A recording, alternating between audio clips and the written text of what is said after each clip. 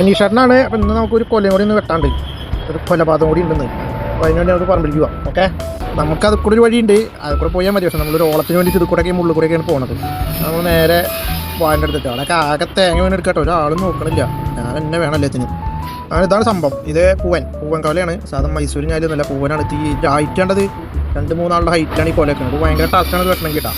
പിന്നെന്താ വെച്ചാൽ ടാസ്കുകളൊന്നും നമുക്കൊരു വീക്ക്നെസ്സാണ്. അതുകൊണ്ട് നമ്മൾ തന്നെ ഏറ്റെടുത്ത് ഇത് ബുദ്ധിപരമായിട്ട് വെട്ടണം, ഉണ്ടാക്കണ്ട. ഏറ്റവും ഹൈറ്റിലിട്ട് നമ്മൾ വെട്ടണം. അല്ലാതെ കടയിലാണ്ട് വെട്ടിയിട്ട് സാധനമൊക്കെ കൂടിയിട്ടാണ്ട് കൂത്ത് പറഞ്ഞ് വീണാൽ നമ്മൾ കടയിൽ വെക്കണേ വേറെ കാശ് കൊടുത്ത് വേണ്ടി വരും. അപ്പോൾ അതാണ് കേസ്. സംഭവം പറഞ്ഞ പോലെ തന്നെ ടാസ്ക് ഇപ്പോഴൊന്നും തീരുന്നൊന്നുമില്ല. ടാസ്ക് വൺ റിസ്ക് ആയി ലാസ്റ്റ്. നമ്മൾ ഒടിക്കാൻ പറ്റണ്ടേ, കാരണം വാഴൻ്റെ അല്ലേ ഒന്നും അടിയിലേക്ക് വീണെടുക്കണില്ല. അന്ന് എന്തെങ്കിലും വീണെടുക്കേണ്ടി 2 കൊത്തുത്തി വലിച്ച സംഭവം താഴ്ത്തു വീണത് അതുമില്ല. ലാസ്റ്റ് കുലുക്കി സംഭവം വാഴനൊരു വിധത്തിൽ ഞാൻ തല കുമ്പിടിപ്പിച്ച് നമ്മുടെ മുന്നിൽ.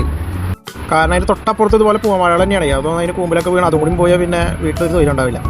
സംഭവമൊക്കെ സെറ്റാക്കി അങ്ങനെ വാഴാണ്ട് പിടിച്ച് താഴ്ത്തി അങ്ങനെ വെട്ടിലാണ് ഇനി പരിപാടി ഇട്ടാൽ. അത് ചിലവരൊക്കെ വെട്ടിയാൽ പഴുക്കില്ല എന്നൊക്കെ പറഞ്ഞേക്കാം ചില ആൾക്കാർ. നമുക്ക് പിന്നെ അങ്ങനെയുള്ളൊരു സീനൊന്നുമില്ല. നമ്മൾ തന്നെ വെട്ടും, നമ്മൾ തന്നെ വെട്ടിക്കും, നമ്മൾ തന്നെ കൊടുക്കും. അതാണ് നമ്മുടെ ഒരു ഇത്. പിന്നെ ഇതിങ്ങനെ എത്തിയിട്ട് വാഴ അങ്ങനെ ഇട്ട് പോയിട്ടാണ് വാഴയൊക്കെ മൊത്തം വെട്ടിക്കളയണം. നമ്മൾ ഈ പഴം അങ്ങനെ വീട്ടിലെടുക്കലൊക്കെ കുറവാട്ടോ. നമ്മൾ നമ്മുടെ ഫ്രണ്ട്സിനും കൂട്ടുകാർക്കും നാട്ടിലൊക്കെ കൊടുക്കലാണ് പതിവ്. കാരണം നമ്മൾ അങ്ങനെ വളങ്ങളൊന്നും ചെയ്യാതെ വാഴ ഇഷ്ടത്തിന് വളർന്നതാണ്. അപ്പോൾ നമ്മുടെ നാട്ടിൽ തന്നെയാണ് കൊടുക്കാറ്. അപ്പോൾ ഇത് വേണ്ടവരെല്ലാവരും നമ്മുടെ കടയിലേക്ക് തന്നെ വരണം കേട്ടോ.